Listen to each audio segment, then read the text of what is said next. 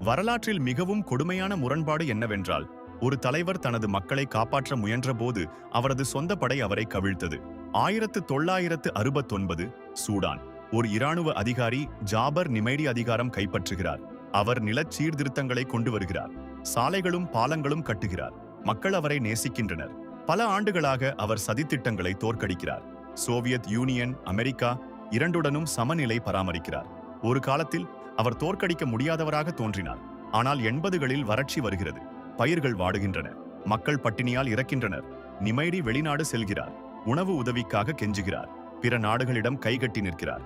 அப்போது கார்ட்டூமில் அவரது சொந்த ஜெனரல்கள் கூடுகின்றனர். ரகசியமாக திட்டம் தீட்டுகின்றனர். ஏப்ரல் மாதம் அவர் வெளிநாட்டில் இருக்கும்போதே அவர்கள் அரசை கைப்பற்றுகின்றனர். இரத்தம் சிந்தாமல் ஆட்சியை மாற்றுகின்றனர். தனது மக்களை காப்பாற்ற முயன்றபோது கவிழ்க்கப்பட்ட தலைவர் ஜாபர் நிமைடி.